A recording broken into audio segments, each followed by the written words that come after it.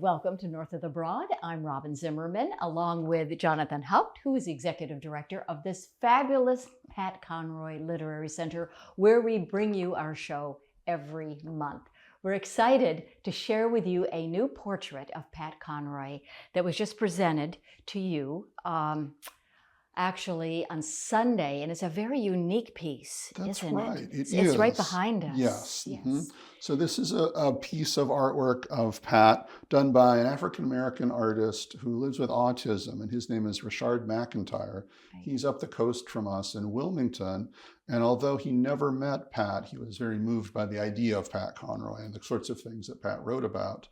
So he was commissioned to make a portrait of Pat, and you and I can see it because we're next to it, but it's done with words. It's done actually with the entirety of Pat Conroy's Wikipedia entry as one continuous line of text from beginning to end. What moved him to do this? What inspired Rachard to do this piece? Being commissioned probably helped. Being paid for it, I think, is probably the main motivator. Okay. So Pat has a really inclusive, eclectic group of fans, and they include a heavy metal musician and lyricist and writer named Randy Blythe, who is the frontman for a band called Lamb of God. Right. And Randy now lives in Wilmington and came to know of Rachard, and that this particular kind of artwork was actually very therapeutic for the artist.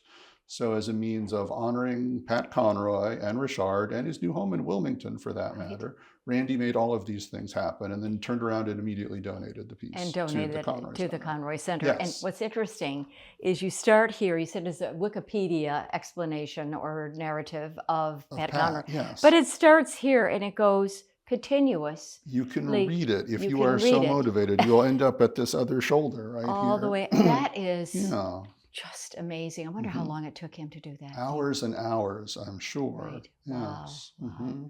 So that's a real honor. This is newly on display here at the center, so even those folks who have visited us before have a reason to come back now. Something new to see. Okay, it's so unique. Yes. So special. It is. We were also given a numbered print, which we'll make available as a fundraising opportunity this fall as part of the Pat Conroy Literary Festival. Okay, very good. Now in August we have 2 virtual events. We do. And they're kind of interesting. We have the open mic night, which is going to be on August the 8th, and then Expose and Compose on August the 14th. But open mic night is going to be a little different this time. We do it every month, and apparently we've been doing it for about 5 years now, but it started during the pandemic as a virtual event. And because of that, we continue to do it virtually every other month.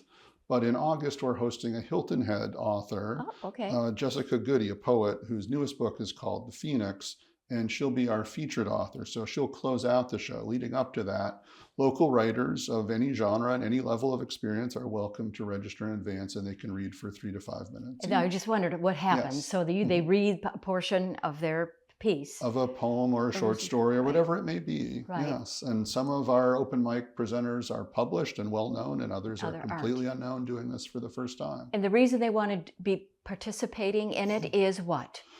To be part of a literary community, to get feedback on their pieces, and to get to be introduced to each other as well. A lot of friendships have developed by way of open mic night, I've seen, and that's part of the reason we continue it. So it's a monthly event, but every other month it sort of rotates between being in person in this room and then versus virtually. And virtual. So this night is virtual, 6 to 7:30, again, August the 8th.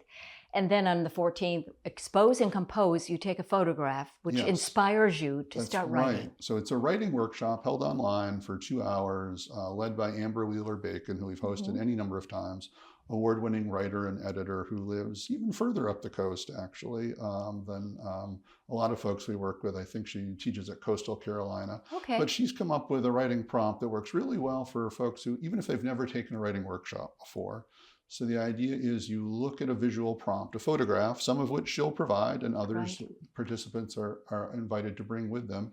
And we're always told that a photograph is worth 1,000 words. Well, here's your chance to prove it, to write 1,000 or 100 or a dozen or whatever your imagination leads you to do. Good, very good. And you do need to register for both these events? In advance. If you're going to be a reader with open mic, you need to register in advance, but we also live stream that on our Facebook page, so folks anywhere can watch it at any time. Oh, how fun. But to read, you do have to sign up in advance. And then for the workshop, there is a fee. It's $45 fee, and you do have to register at least a few days in advance to participate. Very good.